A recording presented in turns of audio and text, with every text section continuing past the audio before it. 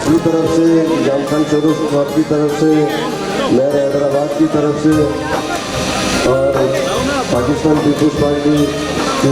Party पहरेदारों की तरफ से यहाँ पर तमाम फिक्र तकलीफ से ताल्लुक़ रखने वाले लोगों ने शिरकत की है। और हमेशा हम हर साल यहाँ पर ये तकरीबन 10 साल से जो है प्रोग्राम हम कर रहे हैं और इंशाअल्लाह ताला हर साल की तरह इस साल भी और आने वाले साल में भी इंशाअल्लाह ताला आप लोगों को इसी तरह से जो है इफ्तार पर बुलाते रहेंगे। इसलिए यहाँ पर वो नहीं आ सके क्योंकि मेरे छोटे भाई काफी शेर साहब यहाँ पर मौजूद है और हमारे सेनेटर जी बामरा साहब,